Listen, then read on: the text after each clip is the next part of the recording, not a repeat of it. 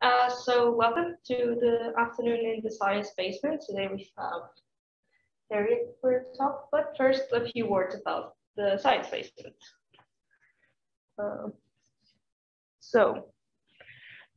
science basement, we don't only have the afternoon talks that you're attending right now, but we also have a podcast, a blog, and other events with arts and science.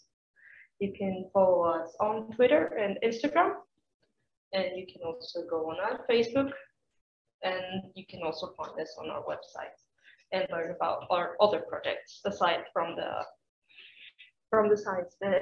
afternoon. Sorry. And here is the team behind the afternoon that makes these possible, make them work smoothly. Friendly faces.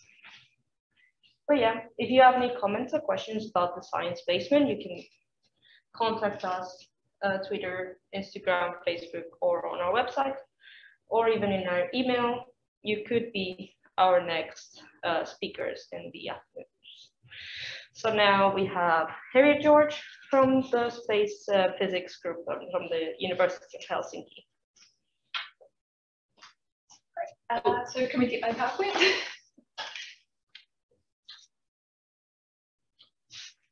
Sorry.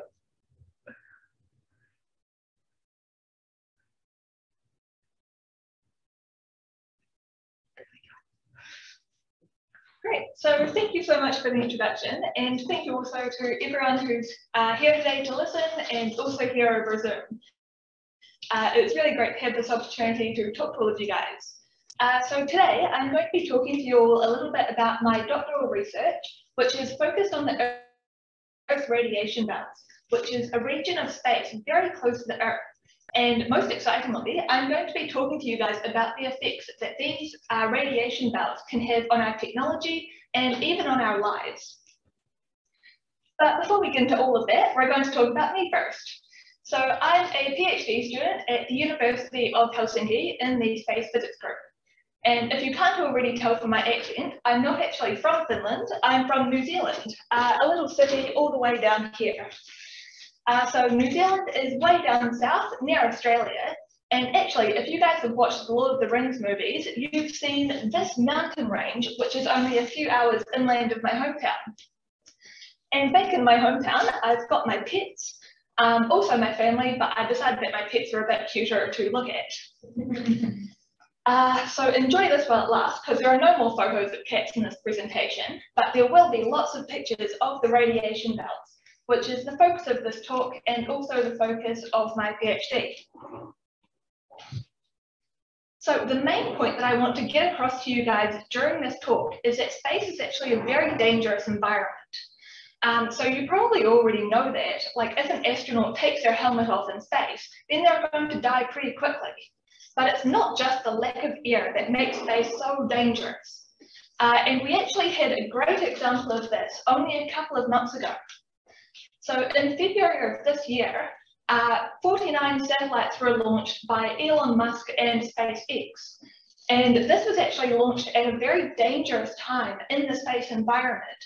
And it was so dangerous that 40 of these 49 satellites were totally destroyed. So the space environment was so harsh and so damaging to these satellites that they were totally destroyed and they fell back down to Earth where they burned up in the atmosphere. And this picture is actually a screenshot from a video of these satellites burning up in the atmosphere. But just like any dangerous environment, if we learn about it first, we can protect ourselves and survive these very dangerous conditions.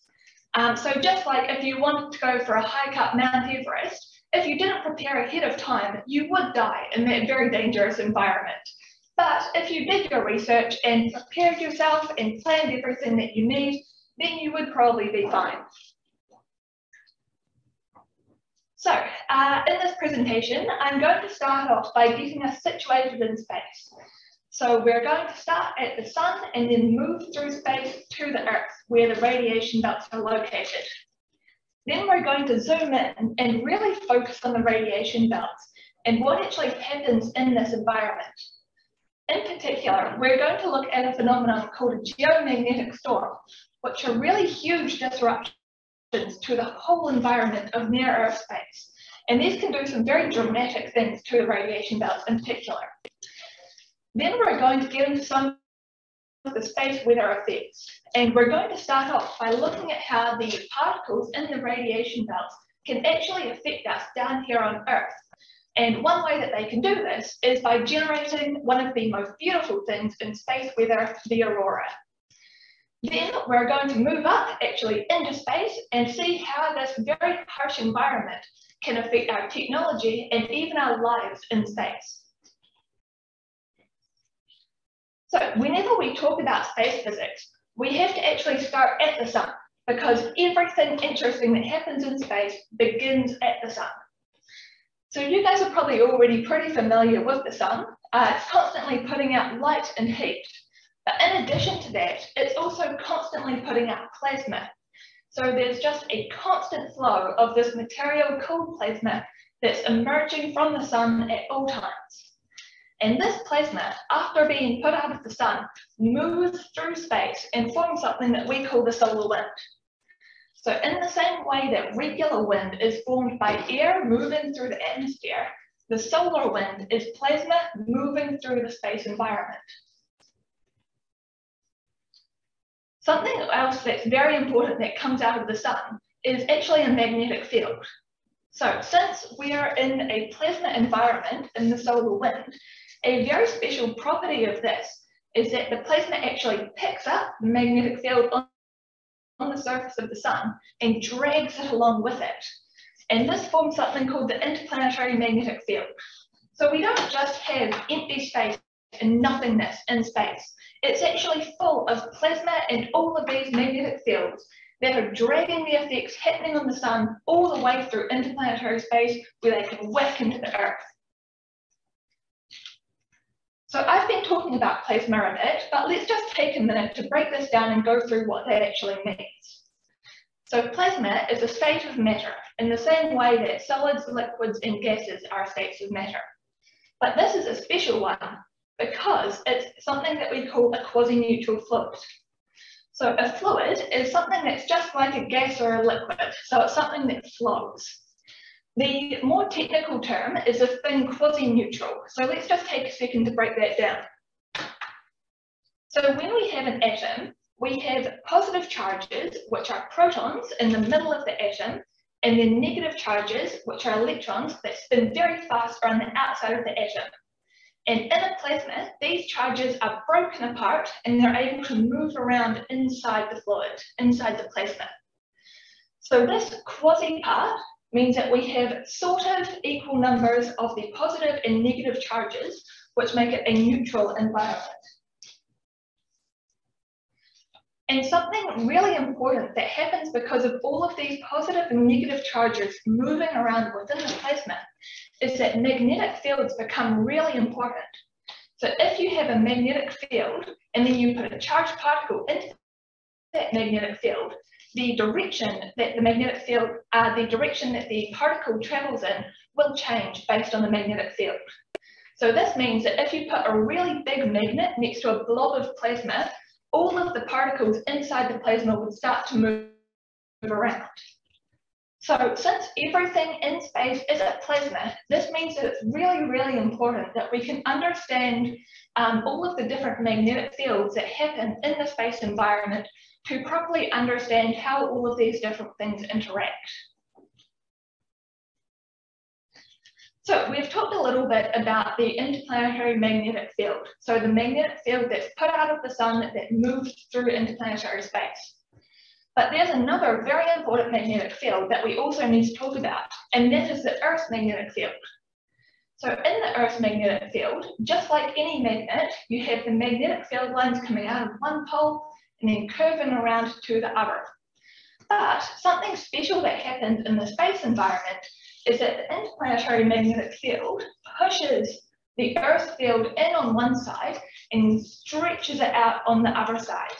So we don't just have the usual shape of a dipole, which we get with most magnets, but this very compressed and stretched shape. And we call the region where the Earth's magnetic field is stronger than the interplanetary magnetic field, the magnetosphere. So this is the region that we call broadly near Earth space.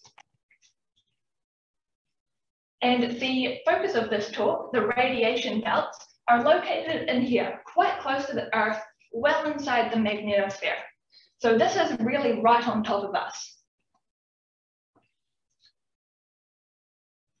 So the radiation belts are essentially a collection of charged particles that have gotten trapped in the Earth's magnetic field. So all of these particles have just moved in and gotten stuck in the Earth's field.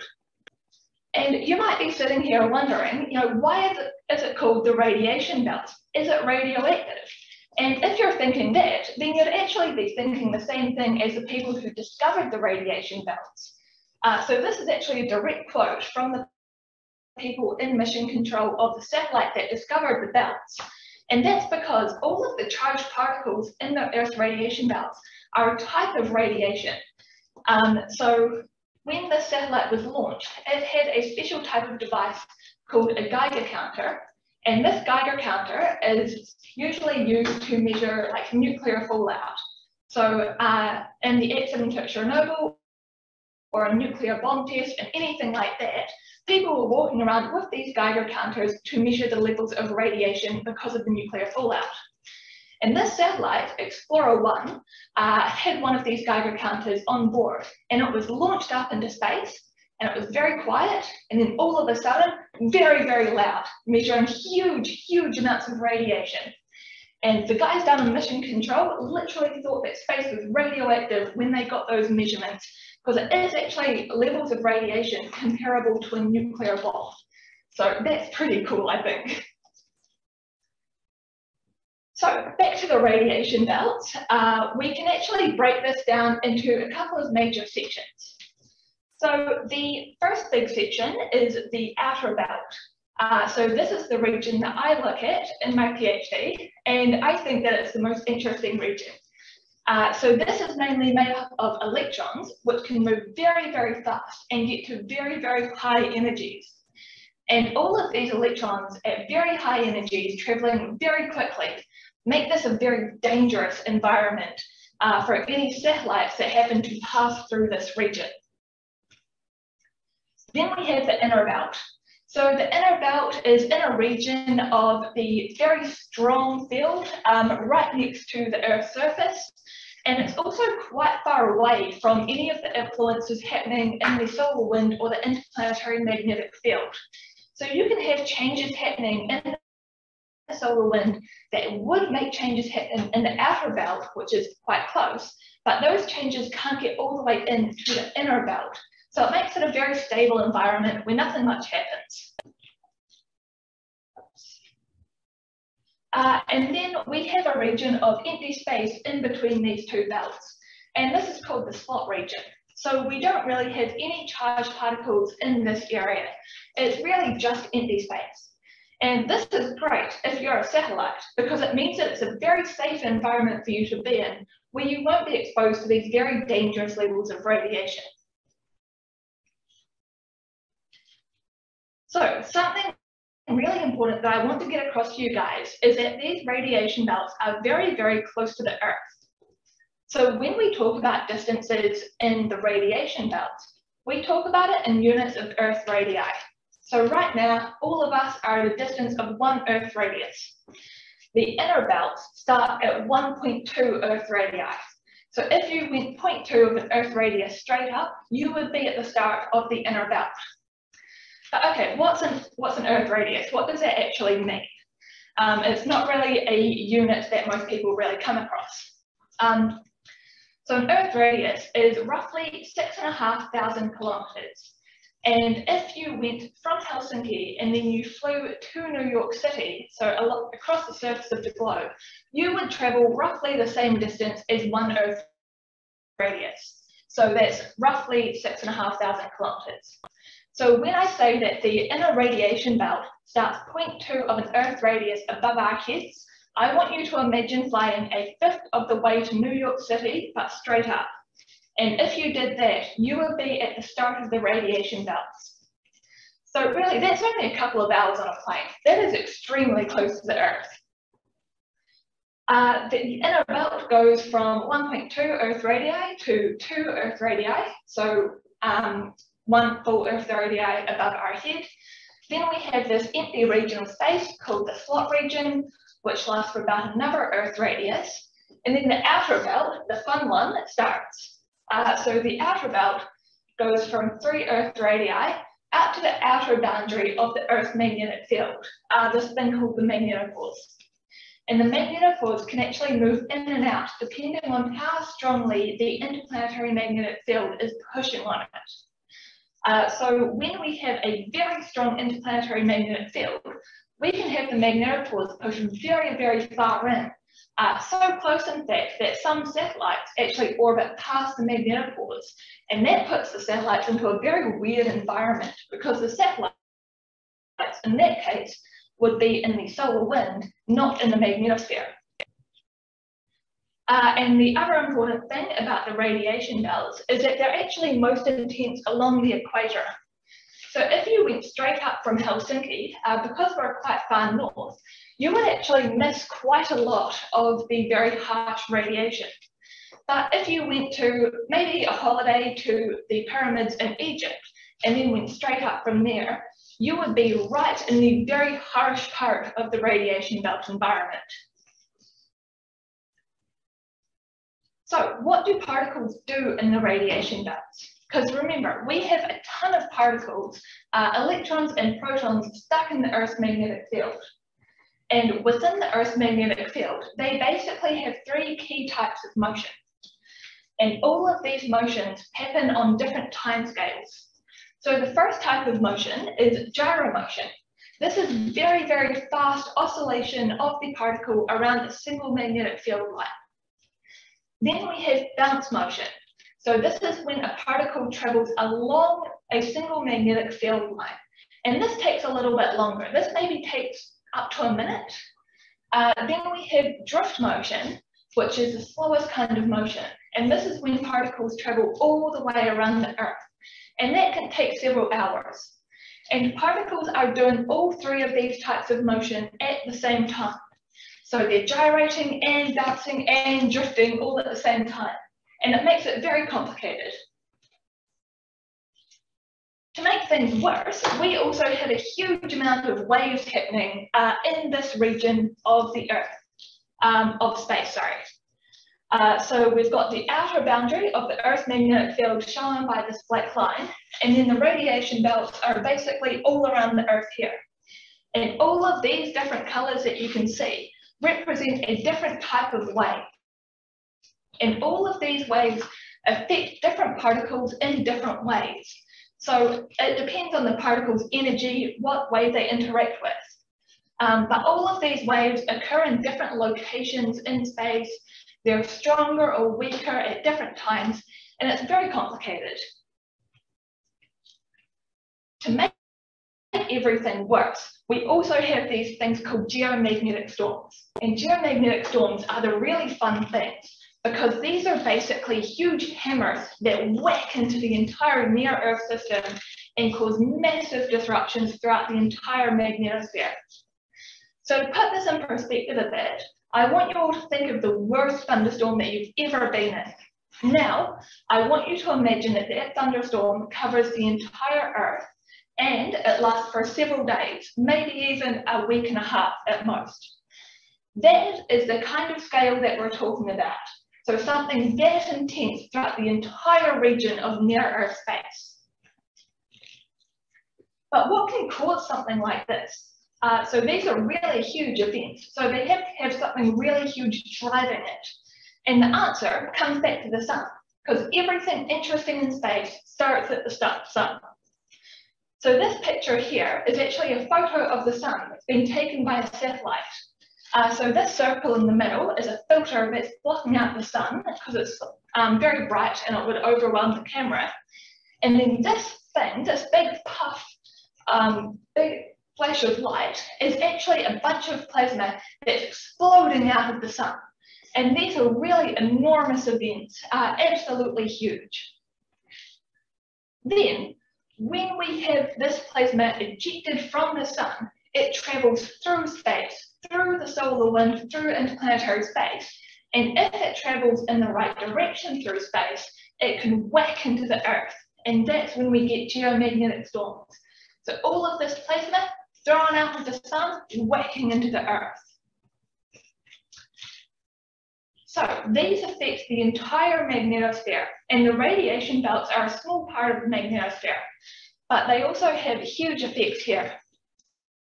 One of these effects is that the plasma and energy thrown out in these eruptions pass through the magnetopause, enter into the Earth's magnetic field. So the Earth's magnetosphere has a huge amount of extra plasma and energy put into it. One of the things that this does is excite wave activity. So we get more waves, and all of these waves are stronger. When these waves interact with the particles get accelerated up to very high energies. So the particles move even faster and they become even more damaging. And the other thing that can happen is that the particles can even be completely knocked out of the radiation belts. So the particles get more intense, more damaging, but sometimes we can also get less particles in the radiation belt environment. And this basically just means that these geomagnetic storms make the radiation belts very complicated, very confusing environments to try and understand. But they're also very damaging. So it's really important that we do understand them.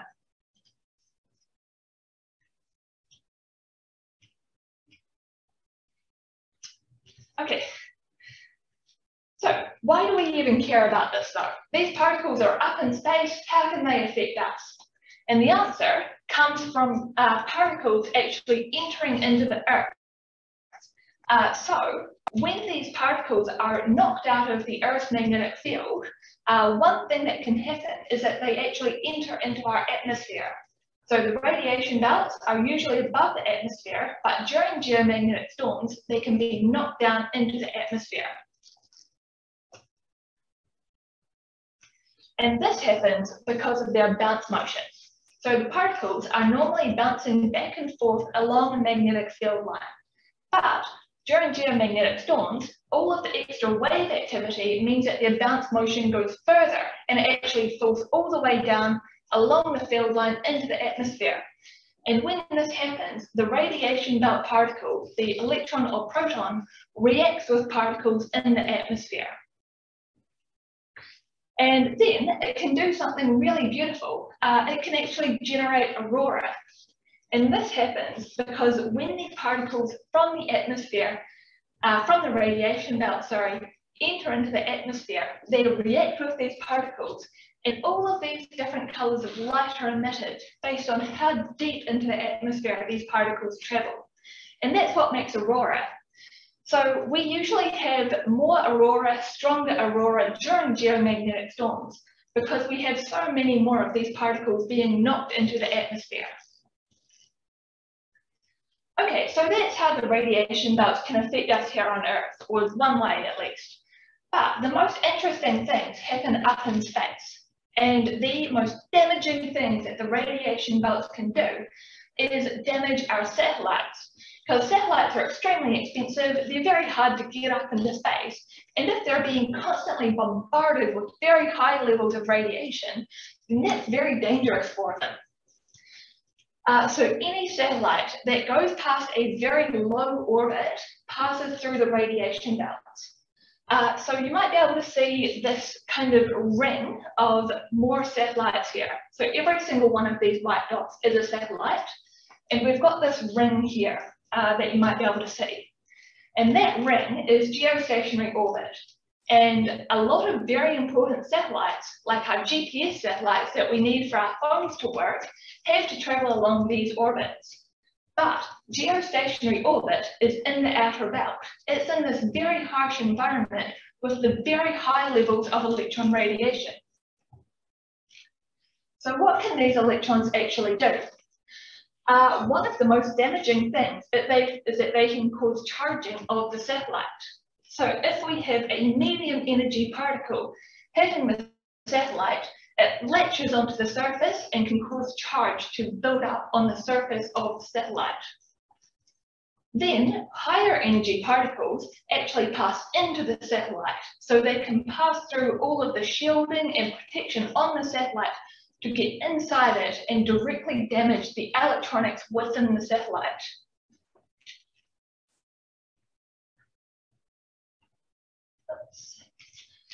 So we have all of these very high energy particles, some building up on the surface of the satellite and some getting directly inside it. But why does this matter? So I want you guys to think back to the last time you wore a wool jersey, maybe just a couple of months ago. So you put on this wool jersey and then you touched a metal door handle and you got a little electric shock. That happened because the wool jersey put a lot of charge onto your body, and then when you touched the metal door handle, all of that charge suddenly flowed out of you into the door handle. The same thing happens to these satellites in space, but on a much bigger scale. So instead of having the wool jersey putting the charge on the satellites, we directly have the particles attaching onto the satellite then. And then, when all of these electrons very suddenly flow out of the satellite, this creates a very dangerous current that runs through the entire satellite and can be really, really damaging. So it's quite rare for satellites to be totally destroyed because of this. But if this happens over and over and over again for long enough, it can degrade the satellite and it doesn't last as long as it should. So when a satellite doesn't last as long as it should, it means it has to be replaced sooner, it's very expensive, and no one really wants that. So it's very important that the people designing satellites have a really good knowledge of the radiation belt environment so that they can properly protect the satellites and stop them from being damaged too badly. So one thing that they need to know is how energetic the particles will be. How much charge will the satellite be exposed to? Then the other thing that they need to know is when these very high energies will happen. So what solar wind conditions will make the satellite get up to these energies? When will these eruptions on the sun happen to drive geomagnetic storms? Oops. And then they need to know where in space the particles are. So I said before to you guys, the outer belt starts at 3 Earth radii and it goes up to the magnetosphere. But how accurate is that? Do the satellites actually have this safe region with no radiation in the slot region? Can we guarantee that there'll be none of that damaging radiation just below the outer belt? And people are trying to answer these questions now. Some of my research for my PhD actually relates back to these questions and can hopefully be used to try and protect this very important technology that so much of our life relies on. And it's not just satellites that can be damaged in space. We also occasionally put people up there. And you guys are probably aware of this, but radiation isn't very good for people. So it's very important that we protect our astronauts as well as our satellites.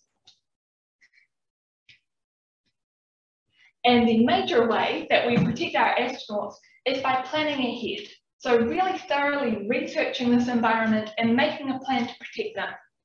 And a great example of this is the first mission to the moon.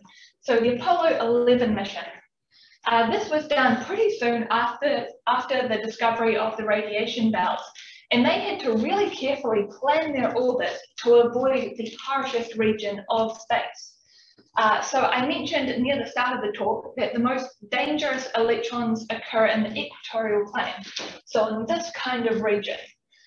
So to avoid those very high electron fluxes, the orbit, the trajectory of this rocket passed outside of that equatorial plane and managed to avoid most of the most intense, most dangerous radiation. So there's actually quite a popular conspiracy theory that you guys might have heard of, that people never actually got to the moon on this mission. And part of the reason for that people bring up is because of the radiation belts. They say that the astronauts on this mission would have been exposed to such huge levels of radiation that there's no way that they could have survived. But that's not actually true. So these astronauts were actually exposed to levels of radiation that were well below the very, very dangerous levels. And that happened because we planned ahead and made it safe for them. So that brings us to the end of this talk. And the most important thing for you guys to take away is that space is incredibly dangerous, but if we're prepared, we can make it safe. And that takes cooperation between scientists, between satellite designers, and between the people going up into space and having fun up there. So thank you all for listening, and if there are any questions, I will be happy to answer them.